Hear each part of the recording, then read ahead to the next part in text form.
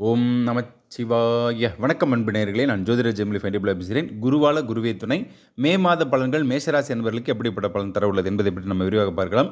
இறைத்துவம் பொருந்திய மேஷராசி என்பவர்களே, கண்ணியமும் கடமையும் கொண்ட உங்களுக்கு இம்மாதம் உங்கள் ராசி அதிபதி செவ்வாய் பகவான் நிச்சயம் அதிக யோகத்தை அளிப்பாருங்க. மாத துவக்கம் முதலே பார்த்தீங்கன்னா குரு பலன் உங்கள் ராசிக்கு இருப்பதால் எதிலும் வெற்றிகள் தொடரக்கூடும், பொறுப்புகள் அதிகரிக்கக்கூடும், மகிழ்ச்சி நிறைந்த மாதமாகவே உங்களுக்கு இருக்குங்க.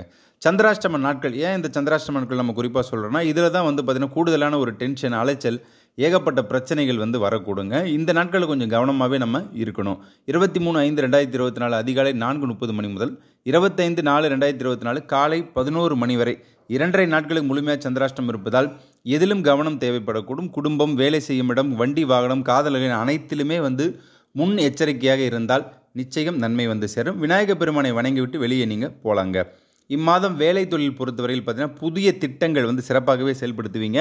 10ஆம் இடத்தின் அதிபதி தாங்க ஒருவருக்கு தொழிலை சொல்லக்கூடியது. சனி பகவான் தான் உங்களுக்கு 10 அவர் 11ஆம் இடத்தில் இருப்பதும் 10ஆம் வீட்டை குரு பகவான் தன்னுடைய 9ஆம் பார்வையால் பார்ப்பதால் முன்னேற்றத்திற்கான காலமாகவே இருக்கக்கூடும்.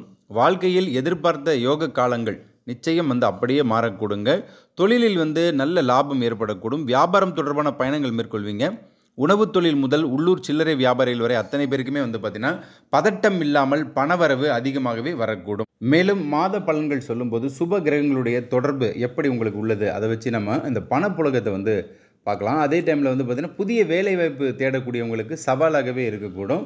வேலை மற்றும் நல்ல நிறுவனங்கள், அந்த வேலை பார்த்தீங்கன்னா ஒரு புதிய மாற்றத்தை கொடுக்கக்கூடுங்க. புத பகவான் தான் பார்த்தீங்கன்னா உங்களுடைய 6ஆம் இடத்த அதிபதி. அதாவது 6ஆம் இடம் ஒருவர் ஒரு இடத்திற்கு சென்று வேலை செய்யக்கூடிய இடம். புத பகவான் உங்கள் ராசிக்குள் நுழைவதால் மூளையை வைத்து முன்னேற்றம் அடைவீங்க.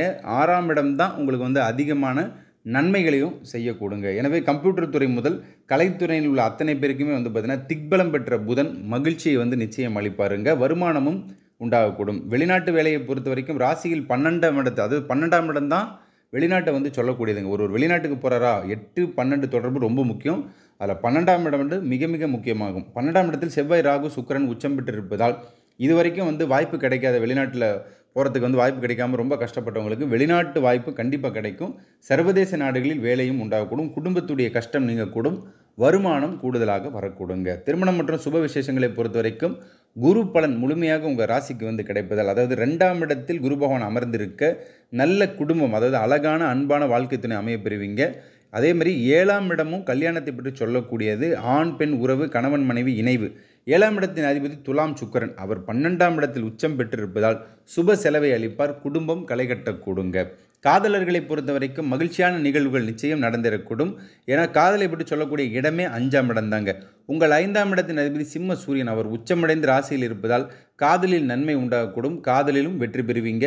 மண்ணோடு சேரும் வான்மலை நீர்த்துளி போல காதலர்கள் ஒன்றிணையக்கூடிய மாதமாக இருக்கக்கூடும். மாணவர்களை பொறுத்தவரையில் பார்த்தீங்கன்னா குரு பகவான் 2இல் நிற்க புத பகவான் ராசியில் நிற்பதால் பாசிட்டிவாக செயல்படுவீங்க. படிப்பில் பல மாற்றங்களை கொண்டு வர போகிறீங்க. 10, 11, 12ஆம் வகுப்பு மாணவர்களுக்கு எதிர்பார்த்த அந்த தேர்வு முடிவுகள் அதிக மதிப்பெண்ணை பெற்றுத்தரக்கூடுங்க. பிடித்த கல்லூரியில் சேர்ந்து நீங்கள் படிக்கக்கூடிய காலமாக இருக்கக்கூடும். வீடு மண்மனை யோகம் பொறுத்தவரையில் 4ஆம் இடம் சுகஸ்தானம் ஒருவருக்கு கிடைக்கக்கூடிய அனைத்து விதமான அடிப்படை வசதிகளை சொல்லக்கூடியது. 4ஆம் இடம் கடகச்சந்திரன் மாத பிற்பகுதியில் வளர்ப்பிறையாக அவர் வலம் வருவார். அதே நேரத்தில் பார்த்தீங்கன்னா குரு பகவான் ராசிக்கு 2ஆம் இடத்தில் இருக்கிறது.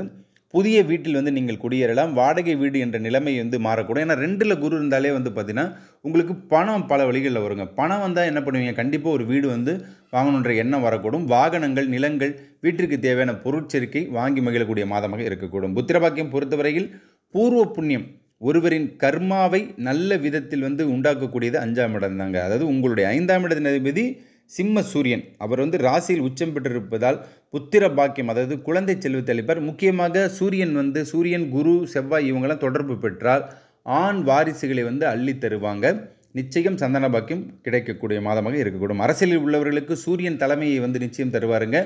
ஆட்சி பெற்ற உச்சம் பெற்ற சூரியன் தாங்க மக்கள் மத்தியில் உங்களுக்கு நல்ல யோகத்தை அளிப்பார். அது சிவ யோகத்தை உங்களுக்கு கொடுக்கக்கூடியது. நிச்சயம் இந்த மாதம் நீங்கள் பிரபலமாவீங்க.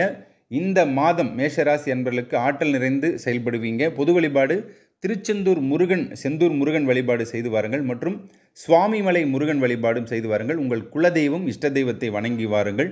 நவகிரக சோஸ்திரமும் தினந்தோறும் சொல்லுங்கள். நம சூர்யாய சோமாய அங்காராய புதாய குரு சுக்கிர சனிபசிய ராகுவே கேதுவே நமக என்ற நாமத்தை சொல்லி வாருங்கள், நலம் பெறுவீர்கள். சுபமஸ்து. நல்லதே நினையுங்கள், நல்லதே நடக்கும். நன்றி, வணக்கம்.